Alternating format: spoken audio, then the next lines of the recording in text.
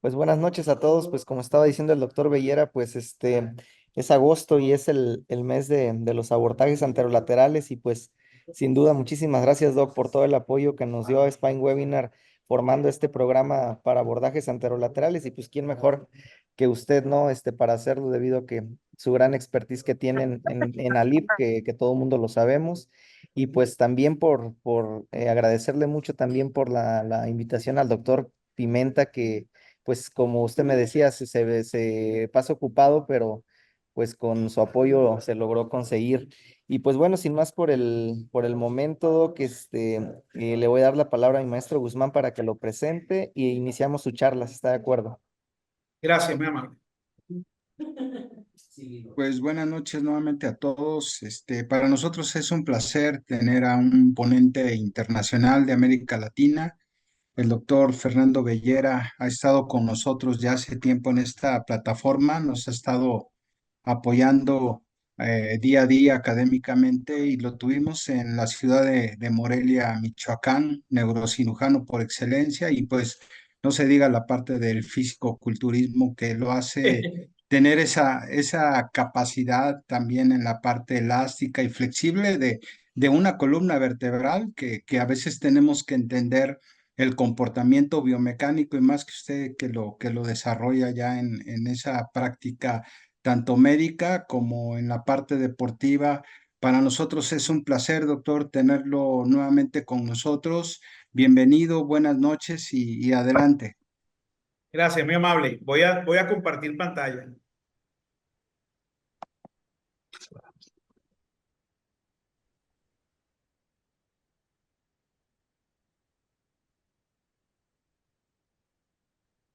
¿Mm?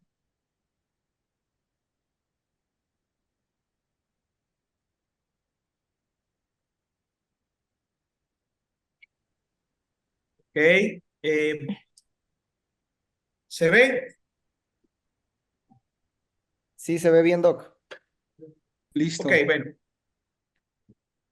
Hoy vamos a hablar, ¿verdad? No solamente de la LIF como una herramienta en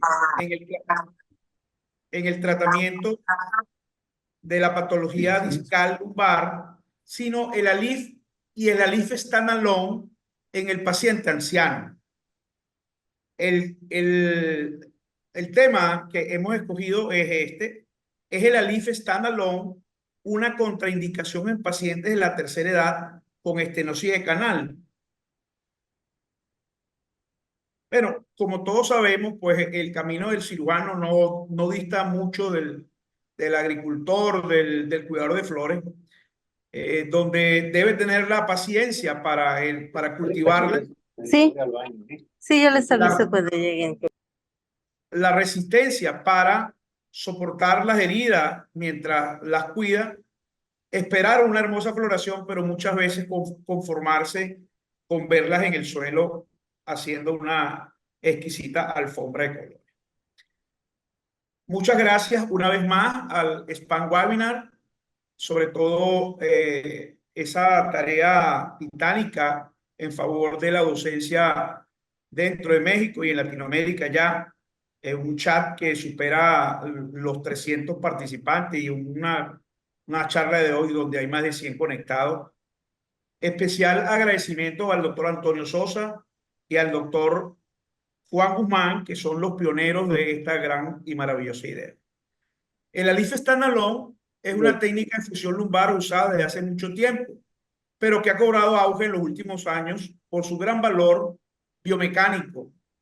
Es la única técnica donde usted puede, rompiendo el ligamento sagital común anterior, puede hacer lo que se llama en inglés el ACR, o sea, la reconstitución de la columna anterior, y por eso esa bondad biomecánica de reconstruir el balance cementario y por ende el balance global de la columna. ¿Y por qué no?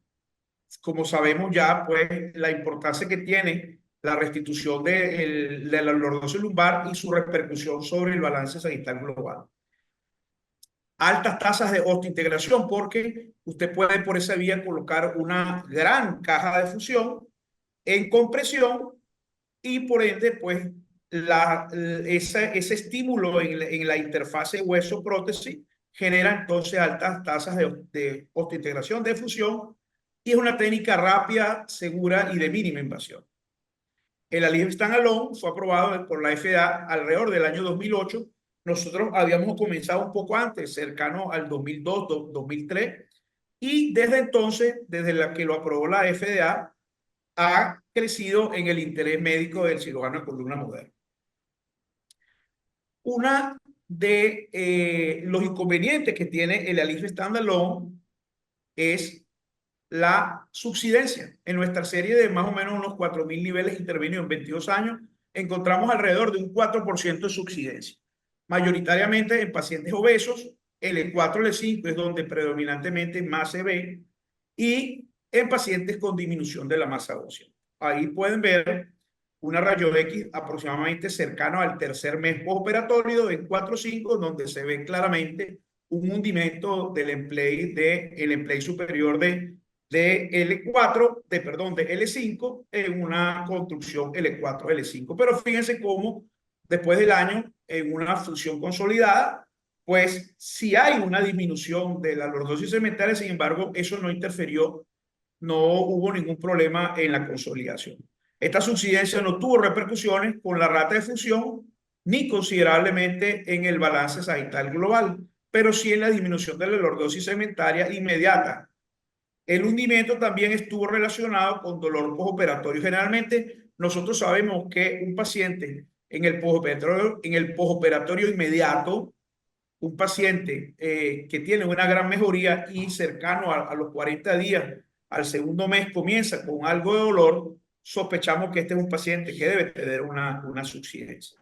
Y también lo podemos sospechar en un paciente con mala calidad ósea. Un paciente donde cuando colocamos nuestros separadores Hoffman, vemos pues que hay una debilidad en el plato. Ya nosotros pensamos que es un paciente que probablemente puede conllevarnos a una subsidencia. También hay autores que pregonan que cajas muy grandes por encima de 12 milímetros de altura también promueven a la subsidencia, o cajas hiperlordóticas mayor de 15 grados de lordosis promueven la subsidencia. Es decir, la subsidencia para el Alif Standalone es un gran fantasma que no es muy frecuente, que no causa un deterioro de la cirugía, pero sí conlleva a unos 3 o 4 meses de dolor por el paciente y esa duda de que algo está mal, además de que algunas veces por perder esa altura conseguida, pues también se va a comprometer en algunos casos clínicamente y radiológicamente en todo el volumen foraminal evidentemente por caída de la altura intersomal. El hundimiento, como dije antes, necesitaría entonces de mayor tiempo de medicación analgésica y generalmente mejoran después del cuarto mes, donde ya se comienzan a formar puentes óseos. El acompañamiento, nosotros trabajamos solamente en el medio privado.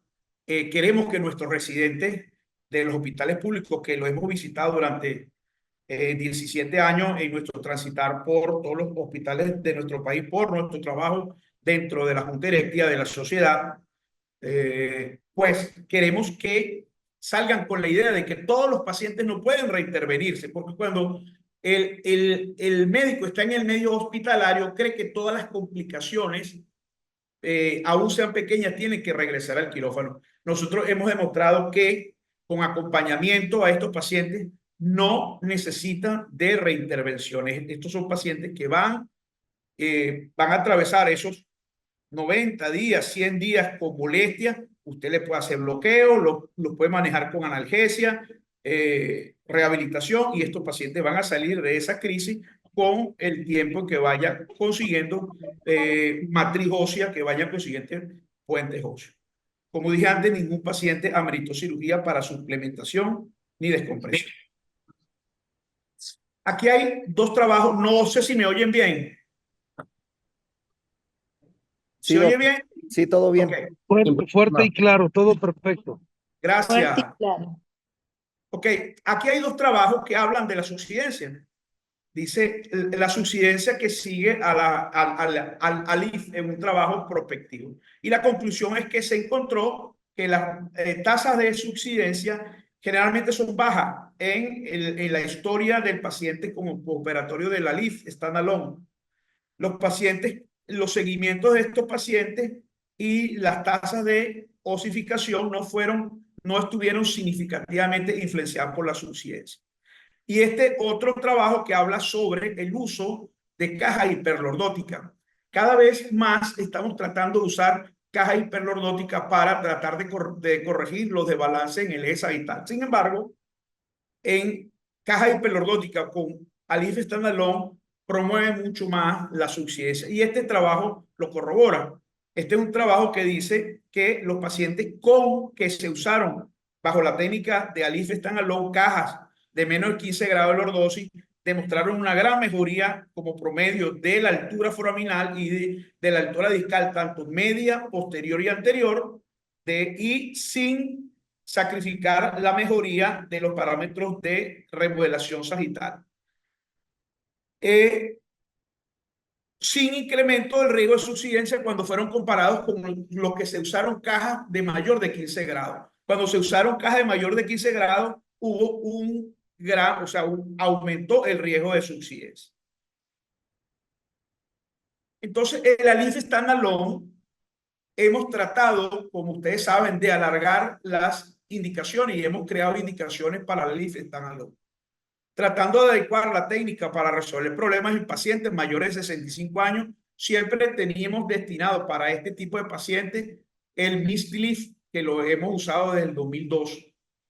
Y éramos un poco reacios, es una cirugía más larga, pero con una caja de menor volumen, pero con un paciente al cual demanda menos energía por su edad, nosotros pensamos que iba bien. Sin embargo, le teníamos cierta reserva a hacer vías anteriores, abordajes lumbares retroperitoneales en pacientes mayores de 65 años por dos razones fundamentales. Uno, la disminución de la masa ósea, y dos, el riesgo potencial que tiene el desprendimiento de una placa de ateroma de un vaso ateromatoso y terminar un paciente con muy indeseable amputación del miembro inferior. Sin embargo, en el año 2020 comenzamos a hacer abordajes lumbares para pacientes ancianos.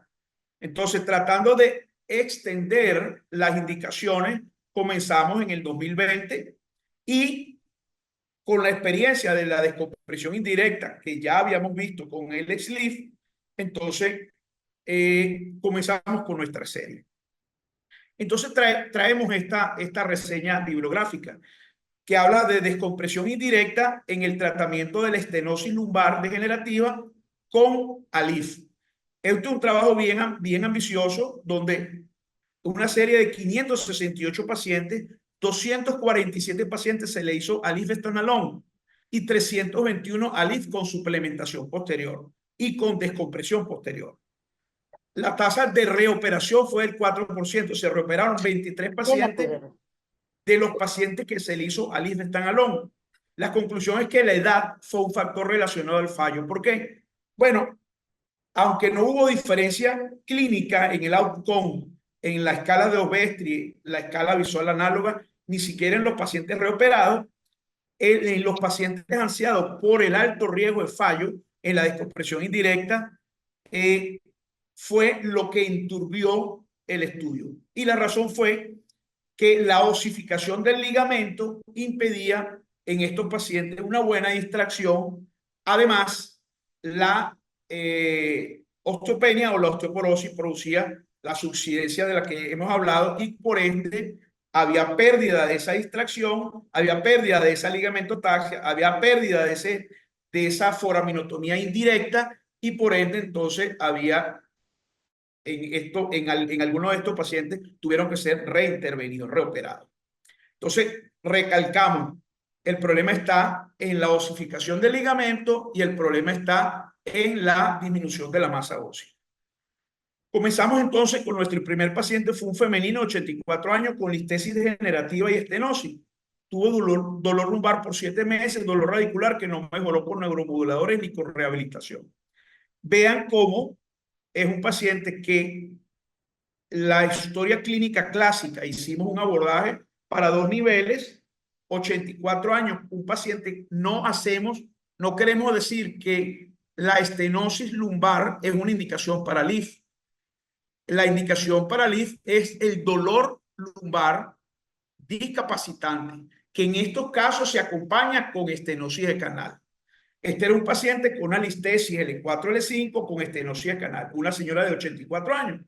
Le hicimos un abordaje para 2 niveles y vean cómo se hundió la caja. Esto fue una paciente que tuvo aproximadamente unos 4 meses, 5 meses con dolor radicular por estenosis foraminal, por caída del foramen, que mejoró y desapareció el dolor con neuromoduladores. Es bastante probable que si alguien hubiese tenido trabajo dentro de un hospital, hubiese ingresado a esta paciente, lo hubiese colocado por lo menos 4 tornillos transpediculares. Eso es algo que probablemente se hubiese hecho sin ninguna crítica, pero hoy día sabemos que si logras esperar, si logras controlar el dolor radicular, esperando cuando se fusione, como lo hizo la caja, como se puede ver en esa rayos X, este es un paciente que no va a necesitar de una segunda cirugía a los 84 años. Y están estos 2 trabajos que dicen las complicaciones, por los que dicen también, incluso en nuestra experiencia, nosotros teníamos miedo de hacer abordajes lumbares en pacientes ancianos por las razones antes dichas. Una vez tuvimos una lesión de la vena ilíaca. La vena ilíaca en el anciano es muy friable y muy difícil de suturar y tuvimos problemas para suturarla. Y nuestro gran miedo era la osificación de la arteria y con el riesgo potencial de liberación de placa. Estos 2 trabajos hablan sobre eso. Uno habla de las complicaciones en el abordaje lumbar anterior en pacientes mayores de 60 años. Y las conclusiones son que no necesariamente tiene mayor tasa de complicaciones que la población joven. El riesgo de daño vascular requiriendo reparación sí es más alto, fue más alto, pero no resultó mayor pérdida sanguínea y por lo tanto fue considerado como un procedimiento seguro. En cuanto a las complicaciones y la pérdida sanguínea, son comparables con la población joven. Y el otro trabajo que tenemos acá es el impacto de la edad en la ocurrencia de lesiones vasculares. La conclusión dice que la incidencia de complicaciones vasculares fue del 2%. No hubo una relación establecida entre complicación vascular y la edad, y por esto se sugiere que el incremento de la edad no necesariamente es una contraindicación absoluta para el abordaje lumbar anterior. De hecho, aquí podemos ver como en los pacientes ancianos, debido a la ateromatosis de los vasos ilíacos, vemos que esta es la arteria ilíaca externa izquierda y aquí está la interna, pero vemos la tortuosidad de la misma, lo que nos permite trabajar en otro plano, un plano más inferior, sin golpearla, disminuyendo la posibilidad de la movilización de placas y por ende de émbolos arteriales. Y vemos también como la vena ilíaca izquierda tiene un trayecto más horizontal. Esas son las modificaciones de los pacientes mayores de edad, ancianos. Gracias. ¿Entendiste? Entonces, como vieron ahí, nos dimos cuenta que el plano, la ateromatosis hacía, la calcificación de la arteria hacía que la arteria estuviera en un plano muy superior al plano de trabajo. Esto es una bifurcación de la ilíaca. Aquí está el disco L5S1. Esto es la ilíaca interna y la ilíaca externa. Fíjate lo tortuoso que es, se calcifica y se hace muy dura y se levanta hacia la superficie, aproximadamente como 3 traveses de dedo del plano vertebral. Eso hace que usted pueda trabajar en este hueco sin necesidad de golpearla, sin necesidad incluso de separarla, sin necesidad incluso de tocarla.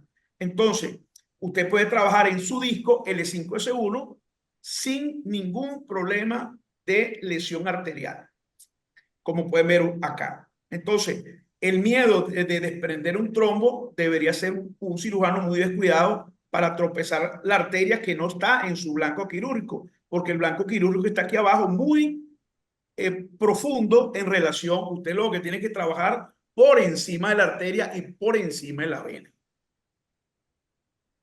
Así debe estar ahorita Manuel, disfrutando del maravilloso cielo. Este es un paciente de los que tenemos, un paciente de 79 años. Este es un paciente que operamos en Ecuador. Fue uno de los primeros que tratamos de mejorar su calidad ósea en la cirugía para hacer una implantación y disminuir entonces el riesgo de insuficiencia. Fíjense cómo es una listesis 4-5 o una gran estenosis por un espesamiento importante del ligamento, de los elementos posteriores, del ligamento amarillo y de los ligamentos capsulares, etc. Les podría engañar diciendo que así quedó. Pues no.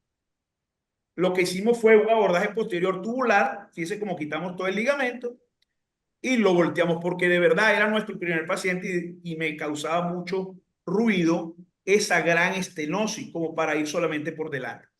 Entonces, este paciente, fuimos por detrás, liberamos, fíjense que hubo una descompresión bastante importante, se colocó la caja, quedó un poco de lado, sin ningún problema, y vemos cómo la caja está aquí, pero hicimos una emplastia.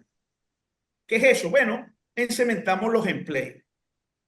Tenemos un gran amigo que lo vamos a invitar al Spine Webinar, que vive en Francia, todos lo deben conocer, nuestro amigo Gilles Norot. Gilles Norot, una vez en el 2008, estando en Caracas, él hace mucha vida anterior, trabaja en Suiza, en los Alpes suizos, con una población muy anciana. Y cuando presentaba sus series en Caracas, yo le decía, Gilles, tienes mucha suficiencia. Claro, los pacientes eran todos viejos, pacientes mayores de 70 años, tienes mucha suficiencia y no tienes dolor. Sí, claro que tienen dolor, pero se le quita. Yo lo veía así como muy alegre, ¿no?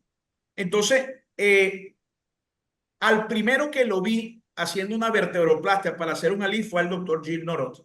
Vean cómo hace una vertebroplastia, vía posterior, transpedicular, y colocó su caja. Nosotros hicimos una modificación de eso y solamente cementamos los templates y lo hacemos por vía anterior. O sea, siguiendo lo que queremos, es una cirugía rápida de unos 40 minutos, un paciente anciano, sin pérdida sanguínea, con un solo tiempo de cirugía, hacemos entonces la cementación del emplate y así le damos una mayor fortaleza al emplate. Y podemos llevar un poco la caja más posterior para que por ligamento-taxia el diámetro anteroposterior del canal mejore, se amplíe y hacemos una recalibración de los elementos posteriores, haciendo entonces una descompresión indirecta. Este es un masculino de 79 años de edad con claudicación neurógena y un dolor lumbar con un ODI de 60%. Aquí pueden ver en la tomografía y en la rayos X ven que están encementados. Entonces, en el 2020 llevamos 18 pacientes, 18 pacientes, porque son pacientes que tienen dolor lumbar. Que quede claro, no digan, el doctor Bellera está haciendo ALIF para estenosis del canal. No, estamos haciendo ALIF para dolor lumbar en ancianos, donde por lo general se acompañan con estenosis del canal. Entonces hacemos descompresión indirecta, mejorando con empleiplastia, mejorando la fortaleza del emplate y que pueda soportar una caja y que pueda usted llevar esa caja incluso por dentro del anillo apofisario para que produzca mayor distracción en el volumen foraminal. Entonces, nuestros criterios de inclusión fueron estos: densidad ósea menos de 2.5, dolor lumbar con un vestre mayor de 30%, es decir, dolor lumbar con claudicación neurógena, hueso frágil en cirugía. Eso es algo muy subjetivo, pero lo validamos. Un paciente con una densitometría normal, pero que en cirugía, usted cuando clave el separador, vea que lo mete con la mano, este es un paciente que deberíamos hacerle una empleiplastia, porque es un paciente con alto potencial de riesgo de insuficiencia y de pérdida de todo el trabajo que usted quiere hacer con distracción de los elementos posteriores, con aumento del volumen foraminal. No hicimos descompresión posterior en ninguno y acuñamos el término de la empleiplastia.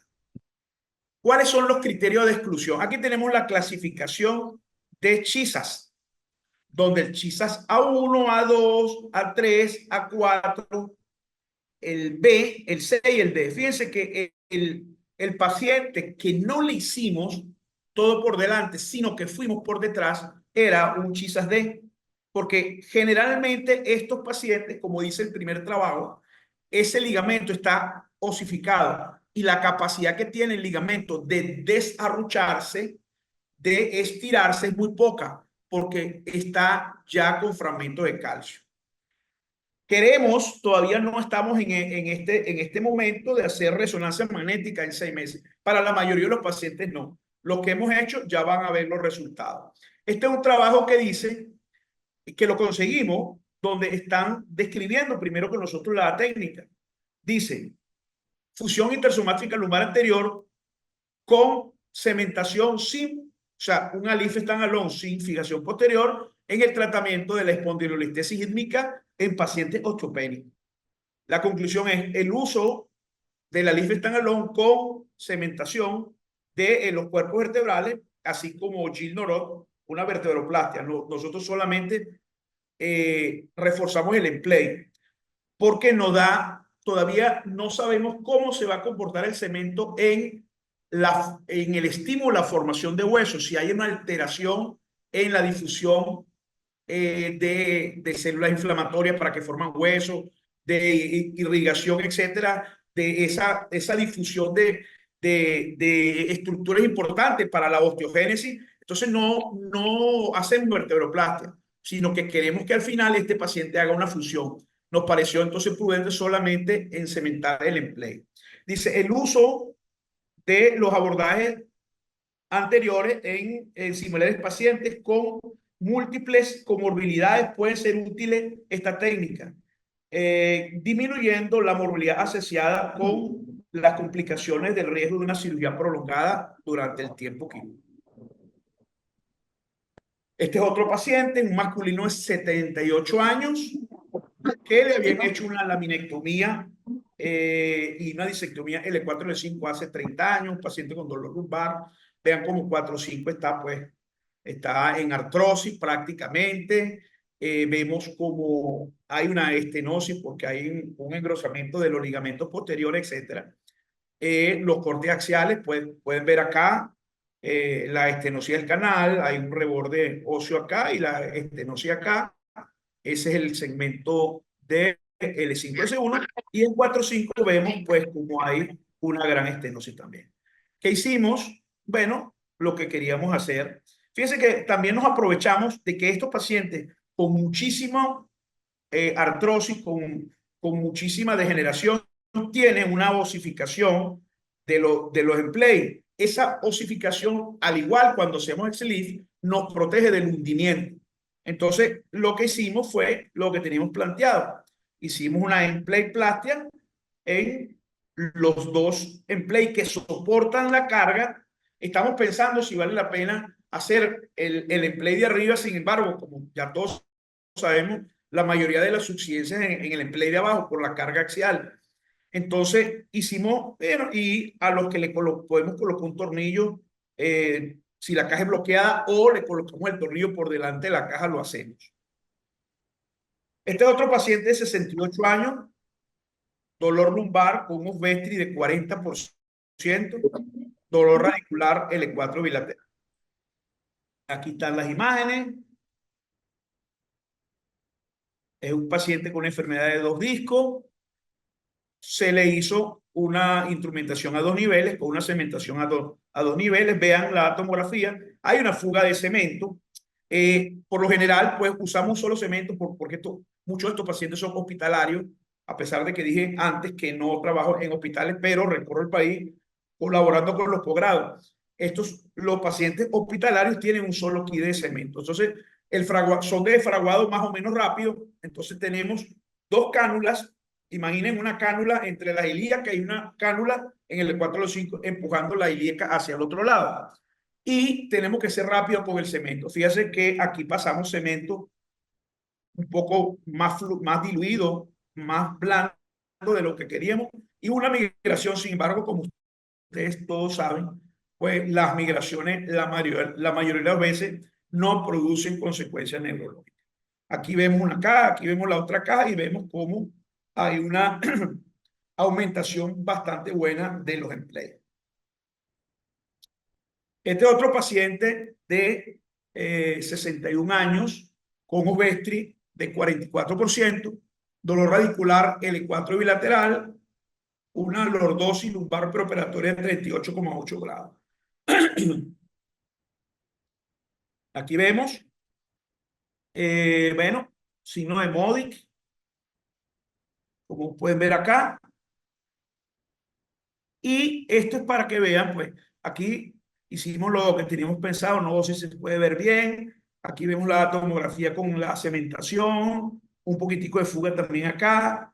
Vemos, pues, que quedó bastante bien en la corrección. Vemos que hay una corrección que pasa de 38,8 de lordosis a 57,5. Pero no nada más eso, sino que quería apuntar para ser bien honesto, y hay muchos libros que hablan sobre esto, que a pesar de que los resultados clínicos son muy favorables por la desaparición del dolor radicular, por la desaparición de la clínica claudicante, cuando usted hace la resonancia, por lo menos la de los 6 meses, que es la que hemos podido ver, no hay cambio significativo entre el pre y el post.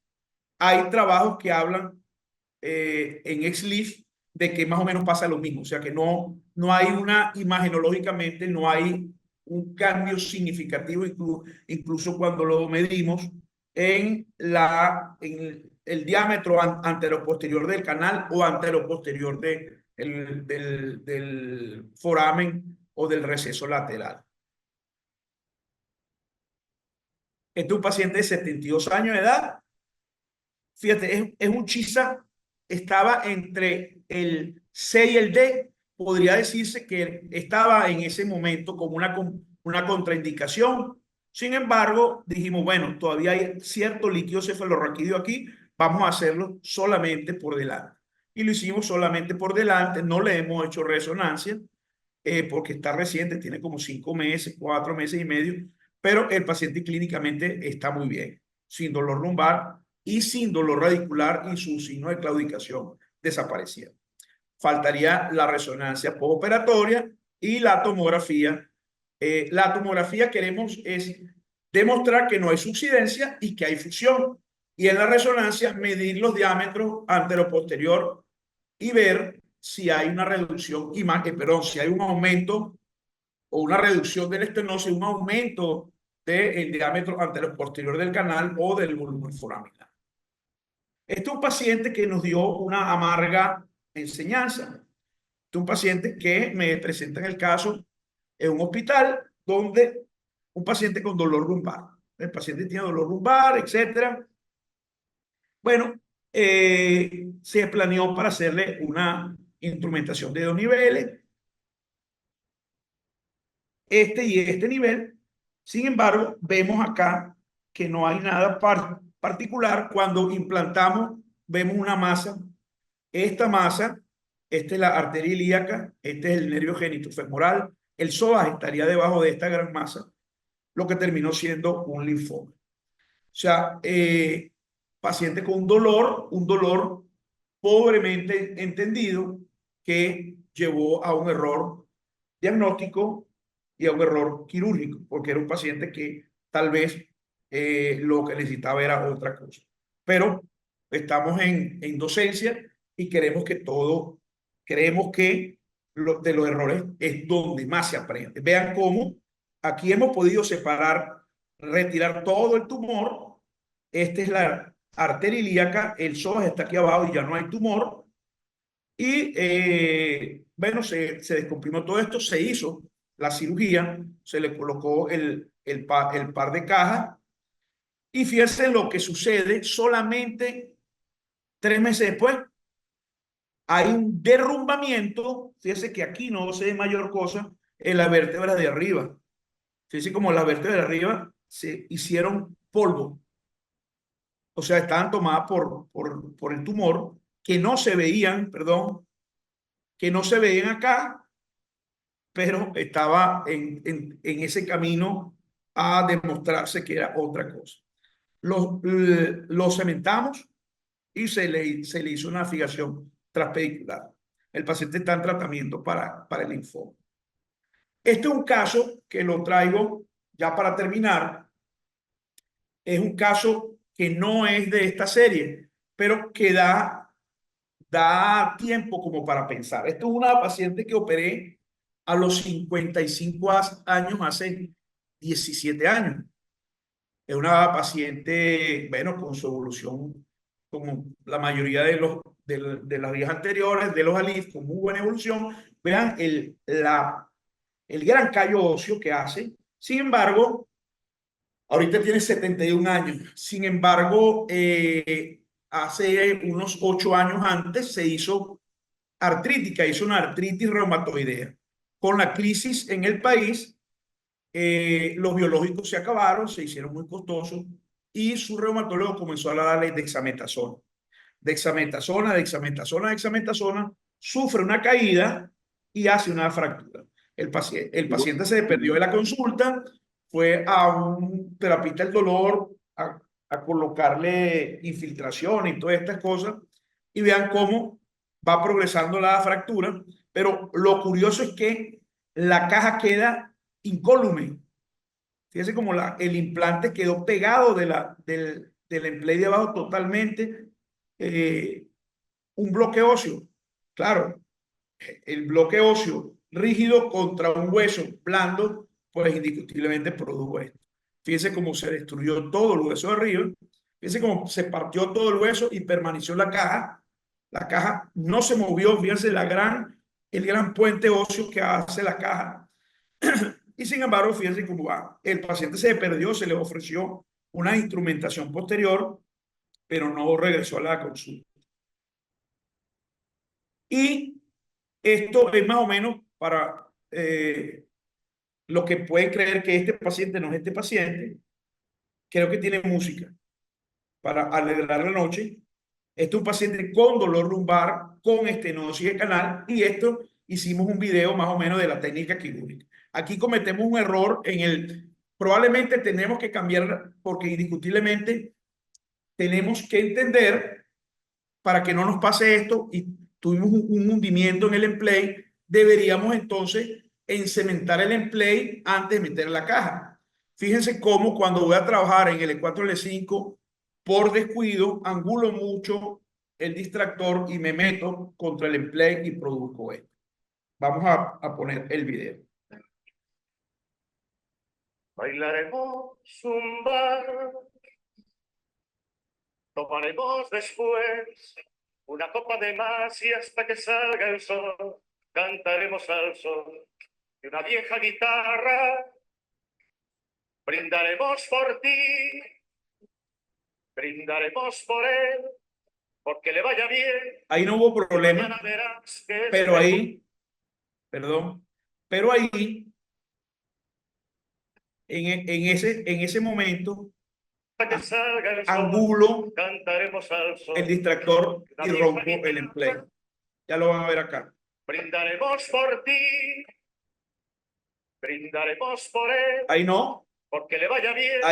ahí vean cómo rompo ahí rompo el emplay. Ahí Que llorar por no hubiese pasado si estuviese cementado. Se mete la caja, se ponen las dos guías y fíjense cómo se comienza el procedimiento con la aguja viendo hacia arriba de cementación de los dos emplays.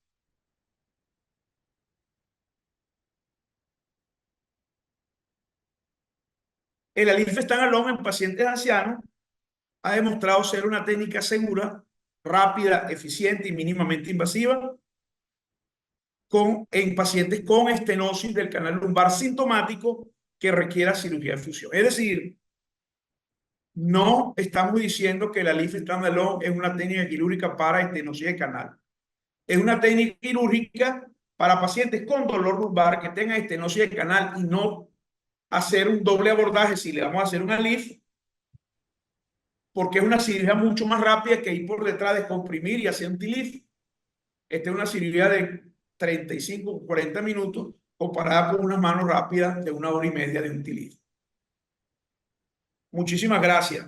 De verdad que siempre es un gusto.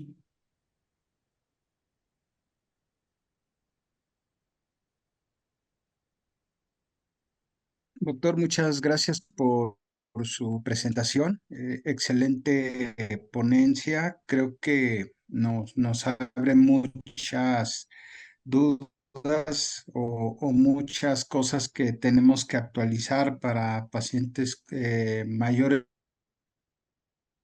de, de saquidio. Son pacientes que la calidad ósea o la microarquitectura está comprometida y a usted ya lo decía en una densitometría O5 y todo eso que implica ese pacientes con problemas crónicos, no nada más el problema de la estrechez, sino son pacientes que traen otros problemas de tipo metabólicos o problemas de hipertensión o arteriosclerosis. Entonces, el abordar a este tipo de pacientes nos hace pensar en un abanico de manejos que tenemos que tener antes de tomar una decisión quirúrgica y si estamos hablando de la técnica de ALIF. Mi pregunta es si usted con estas densitometrías o con esta calidad ósea en pacientes con estrechez del canal raquídeo, usted empieza a trabajar con bifosfonatos o después del procedimiento quirúrgico, y si la cementación que hace en la técnica que usted estaba mencionando, si es mejor, como usted dice, primero cementar y después trabajar la técnica de ALIF. Creo que por ahí es algo que se tiene que ir consensando, se tiene que ir madurando, porque creo que los abordajes anterolaterales ofrecen los mejores resultados funcionales, tanto biomecánicos como clínicos, y la satisfacción del paciente, tanto para los cirujanos también. Esto nos da la oportunidad de seguir trabajando este tipo de técnicas, y creo que ya lo decía usted bien de James Norot, que pues, en Francia ya está haciendo años con estas técnicas, y creo que usted lo comentaba, usted es experto en ALIF, tiene mucha experiencia en ALIF, usted como neurocirujano y expresidente del Colegio de Cirujanos de Venezuela, pues nos abre este tema tan maravilloso que hay que disfrutar la técnica, aunque sí encontramos esos grandes vasos, y creo que si hay alguien que le pudiera hacerle alguna pregunta al doctor, adelante. Sí, bueno, respondiéndole, gracias, doctor Guzmán, por las preguntas. Sí, generalmente en los pacientes que llegan con densitometrías patológicas, los hacemos ver por endocrinología y comienzan con el tratamiento, ¿no? Pero hemos tenido casos cuando hacemos ALIF que aún haciendo eso, se nos hundían las cajas. Entonces, hacemos todo junto. Preparamos al paciente con el endocrino, cementamos al paciente y luego se lo regresamos al endocrino para que siga con el tratamiento. Y en cuanto a la otra pregunta, tiene toda la razón. Nosotros, después que sobre todo con este último caso, el paciente anda muy bien, pero tiene un hundimiento que hemos podido evitar si hubiésemos cementado primero. Lo que pasa es que muchas veces, por lo rápido, pues no, pero indiscutiblemente, técnicamente es mucho más inteligente cementar porque como usted pudo haber visto en el video, el cirujano también puede producir una lesión en la placa terminal cuando es descuidado en el rayo X, cuando mueve el ángulo de introducción del distractor. Entonces, la respuesta a la segunda pregunta es sí, debemos hacer cementación primero antes de preparar el emplay y antes de implantar. Buenas noches, doctor Oscar Martínez. Adelante, un placer tenerlo desde Monterrey para Spine Webinar. Muchas gracias, doctor Guzmán. Felicidades, doctor, por su plática. Se escuchan cosas nuevas. La verdad es que acá en México esa técnica, pues yo creo que si acaso un 15 o 20% de todos los ortopedistas por esa vía no están muy familiarizados, sobre todo los pacientes de esa edad. Entonces, aquí me queda una duda, doctor. Usted dice que no es para una técnica para canal estrecho, es una técnica para un paciente que tiene dolor, más pues canal estrecho, claudicación. Pero pues el dolor, doctor, es muy subjetivo y no sé cómo medirlo. Los pacientes que usted muestra en nuestra clínica, donde tenemos muchos pacientes de la comunidad que no tienen ningún servicio médico, como IMSS o ISSSTE u otro, pues algunos pacientes llegan así y los dolores que ellos tienen es para nosotros muy difícil operar a un paciente por cualquiera de las técnicas que su dolor lumbar se le vaya a quitar a esa edad, pues, hablando de la vía posterior. Tiene que ser un dolor de tipo radicular, lo que nos permite hacer una buena indicación de un paciente de esas características. Nosotros tomamos muy en cuenta los parámetros espinopélvicos y usted aquí no menciona, o quiero pensar que sí tiene parámetros espinopélvicos de sus pacientes para poderles asegurar que su evolución postoperatoria por vía anterior pueden hacer algunos cambios pertinentes. Entonces mi pregunta, si usted está de acuerdo en que ese dolor, que es muy subjetivo, lo pueda valorar bien para meter a un paciente y si tienen estudios de parámetros espinopélicos para también asegurarnos que no vayamos a tener problemas después. Felicidades por su Sí, plática, doctor. gracias, doctor Martínez. Se llama igual que un amigo mío de acá, Venezuela, que es un neurocirujano. Gracias. Ah, Sí, como usted bien dice, pues no hay un dolorímetro, no hay un aparato que nos diga si el paciente tiene dolor y dónde. Por eso es que tratamos de ser muy objetivos, usamos la escala de Ovestri, es la escala más universal como para sistematizar trabajo. Y hablamos de discapacidad. Indiscutiblemente, en un paciente anciano hay muchas fuentes de dolor. Nos garantizamos que el dolor venga de la columna, que no esté salpicado de otras articulaciones. Y como usted puede ver, en 4 años solamente hemos hecho 18 pacientes, porque el dolor lumbar en el anciano es poco frecuente, porque el anciano ha hecho mecanismo de compensación para que ese dolor sea poco frecuente. Lo que hacemos es, si un paciente no tiene dolor lumbar, tiene una estenosis, vamos por detrás y hacemos una descompresiva con endoscopia o con tubular, etcétera, o alguna gente que lo hará de forma abierta. Ahí no hay ninguna objeción con eso. En los pacientes que son muy pocos, estamos hablando de 18 pacientes en 4 años.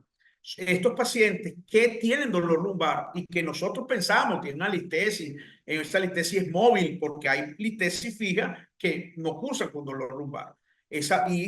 Nosotros pensamos que está discapacitado con una escala objetiva de discapacidad y que además tiene imagenológicamente algo que se refiera a ese segmento, ese paciente entra dentro de los criterios de inclusión. Hablando de patrones espinopélicos, sí, a todos se lo hacen, a todos se lo hacemos y los comparamos. Pero para recordar que la técnica que mejor restituye los parámetros espinopélvicos es el ALIF. El ALIF por lo que dijimos antes. ¿Por qué? Bueno, porque permite la reconstrucción de la columna anterior, porque usted abre el ligamento sagittal anterior. Y eso no hay ninguna otra técnica salvo las osteotomías, incluso mejor que muchas osteotomías, pero hablando pues en patología degenerativa y que no tienen deformidades globales, estos pacientes, esta es la mejor técnica para restituir una columna, como veíamos, una columna recta en el último paciente del video, pero sí le hacemos a todos balance sagital y patrones espinopélvicos. Sí, Sabiendo entonces que el dolor lumbar no se debe a una deformidad del adulto, sino que se debe a algo focalizado en la columna lumbar, a ese disco que estamos trabajando. muy bien, doc. Aquí dice el doctor José Luis Salazar Pulgarín, dice que muchas gracias. Dice, doctor, ¿qué volumen de cemento para huesos se requiere para la plastía del emplate? Esa es una excelente pregunta. Tratamos de que no sea más de 1.5 cc. Nosotros consideramos, porque todavía no sabemos qué va a pasar con la osteointegración. Le tenemos miedo a eso.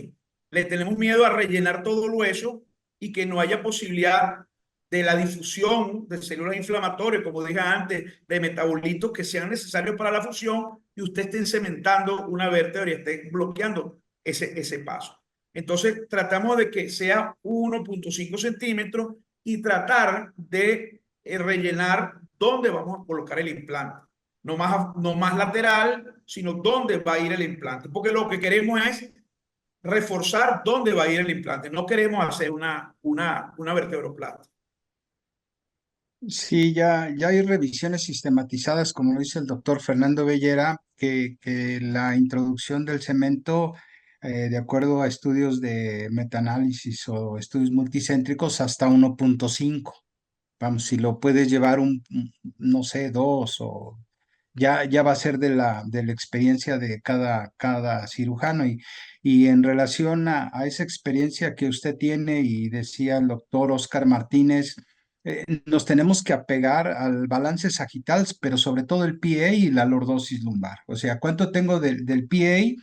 ¿Cuánto tengo de la lordosis? ¿Y cuánto tengo que buscar el parámetro biomecánico para tener una lordosis adecuada? Entonces, si yo tengo un PA de 50, una lordosis de 30 grados, me restan 20. O sea, ¿cómo logro los 20 grados? Y usted ya lo decía ahí en esas diapositivas, que cajas hiperlordóticas mayor de 15 grados, pues nos pueden condicionar una subsidencia, ¿no? Entonces, sí es importante biomecánicamente, antes de poder hacer la técnica de ALIP, como usted lo dice, tener los parámetros biomecánicos, cuánto es lo que tenemos que corregir con los tipos de caja hiperlordóticas para llevarlo a un parámetro sagital de manera correcta, cementar a la experiencia de cada cirujano y poder solicitar los estudios de densitometría con pacientes que tienen que estar tomando ya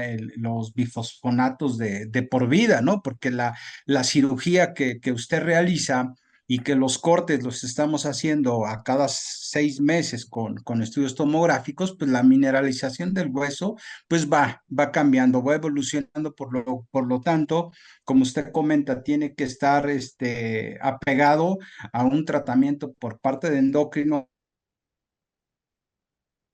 o medicina interna para que no venga esa subsidencia o para que no se le colapse el cuerpo vertebral o cambien las solicitaciones mecánicas en el individuo mayor de 60 años. ¿Alguien que quiera hacer otro comentario para el doctor? No, que quería también reforzar lo que dice el doctor. Fíjese, el otro paciente que hizo una fractura 15 años después, 17 años después, es un paciente que estaba perfecto, pero aún operado tiene huesos débiles por encima. Entonces te vas a conseguir con una construcción rígida, que es la fusión, con huesos. Si no tienes un tratamiento adecuado para tu osteoporosis, esta osteoporosis iatrogénica por uso de esteroides, vas a luchar con una columna frágil contra una columna estructuradamente rígida y eso produce fractura. Entonces, lo que dice el doctor Guzmán, el tratamiento de por vida para hacer que tu masa ósea se conserve en el mejor de los volúmenes, en el mejor de los casos.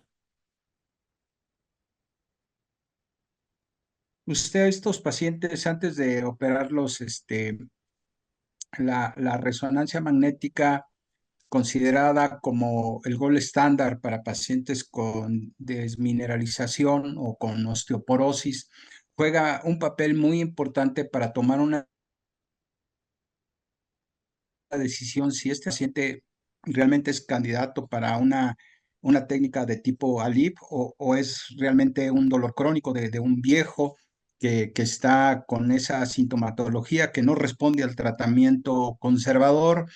Usted en resonancias magnéticas o en la tomografía axial computarizada sobre todo lo que son las unidades Hounsfield, usted puede determinar si considera o no la técnica de ALIP o buscar otra técnica que pudiera restituir el balance sagital o que el paciente mejore su cuadro clínico con otras técnicas.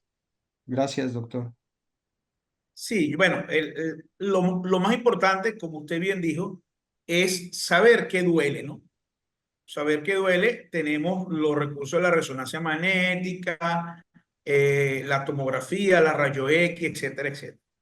Pero yo pienso que todos los pacientes, todos, porque el ALIF nos difiere de otra técnica intersomática en cuanto al objetivo final, que es colocar un implante en el espacio intersomático que genere un estímulo, soporte carga, distribuya carga y además produzca la disminución de la movilidad que lleva el dolor y que genere un estímulo para formación de huesos. O sea, eso, cualquier técnica que usted diga, el ALIF también sirve. Porque si usted dice que lo que quiere es colocar un implante intersomático, el ALIF también funciona así.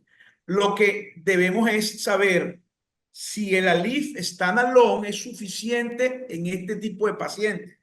Porque yo estoy seguro que todos estos pacientes irían bien con una fijación en 360 grados, porque va a descargar mucha más fuerza en los tornillos, en la porción media y posterior de la vértebra, en la columna media y posterior, con unos tornillos trapediculares.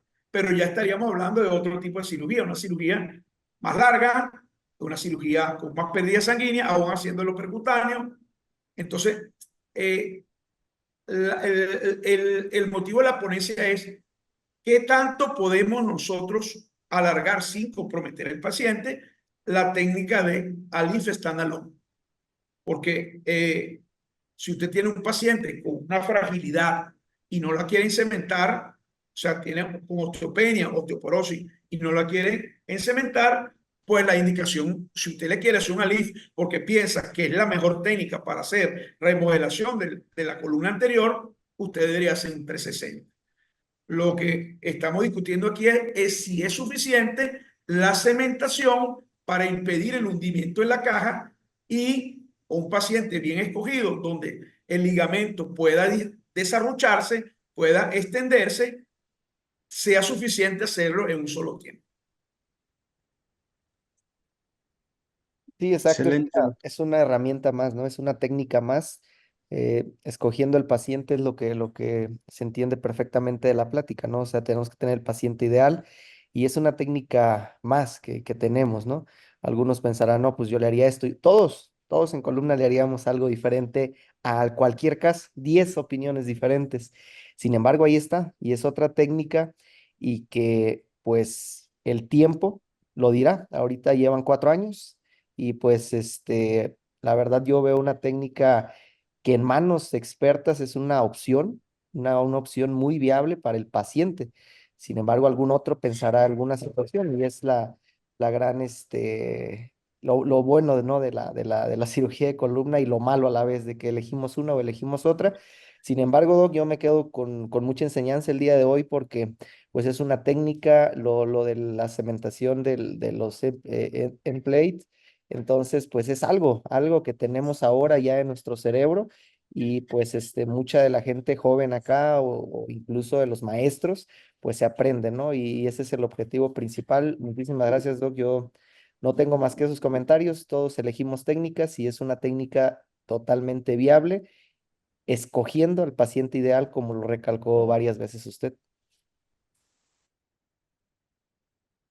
Para finalizar mi comentario, pues nosotros estamos contra un país primer mundo, como son los Estados Unidos, en donde usted ha observado todas las técnicas para este tipo de pacientes son instrumentaciones largas, sangrados, complicaciones muy importantes y sobre todo el sur de Francia o Francia está entendiendo que biomecánicamente cuando hacemos técnicas de ALIF, estamos haciendo correcciones de balance, tanto en plano sagital como en plano coronal.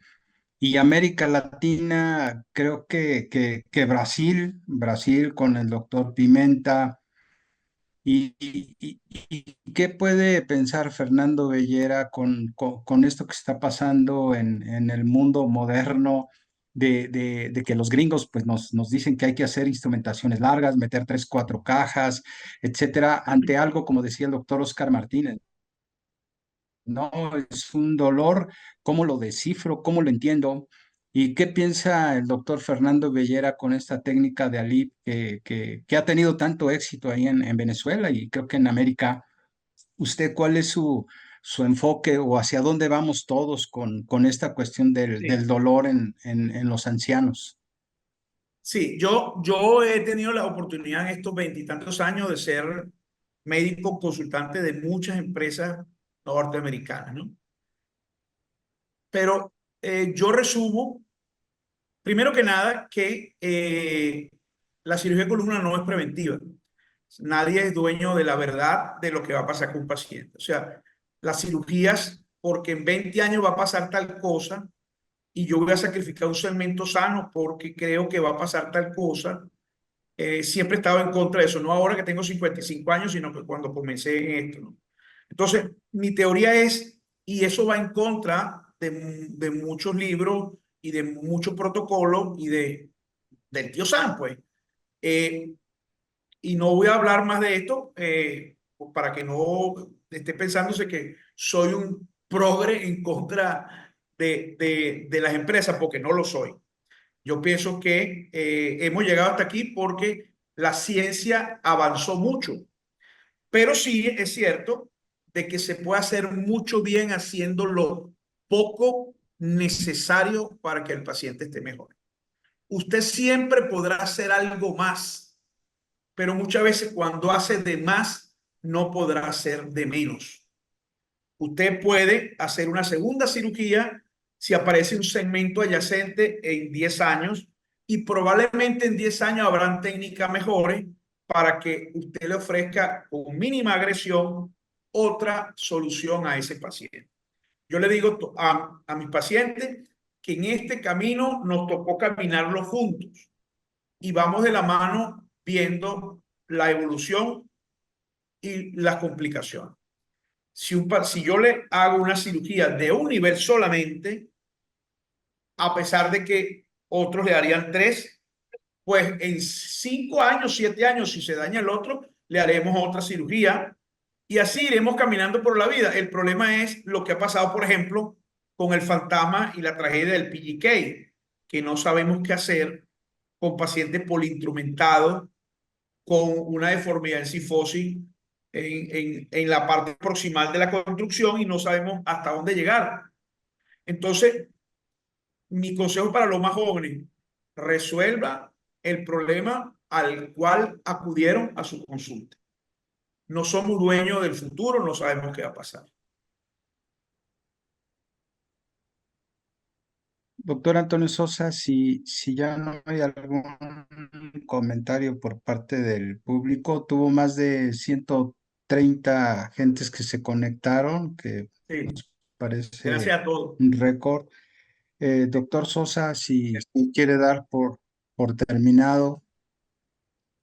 No, pues nada más agradecer, Doc, Bellera, como siempre, muchísimas gracias por todo el apoyo. Y pues aquí lo vamos a estar esperando a las próximas pláticas de Alif. Son varios de sus grandes amigos, incluso me comentaba de su maestro. Aquí tengo un cuadro de los amigos del ANSICO del 2004. Mira, Muchas gracias. 20 años después. 20 años después, sí, señor.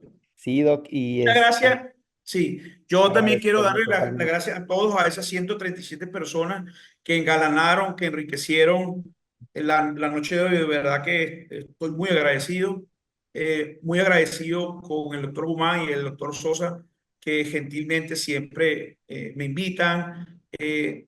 hacen una labor encomiable, sobre todo para las futuras generaciones. De verdad que están sembrando una excelente semilla que sabemos que van a poder cosechar. Muchas gracias a ustedes y a todos los que se conectaron.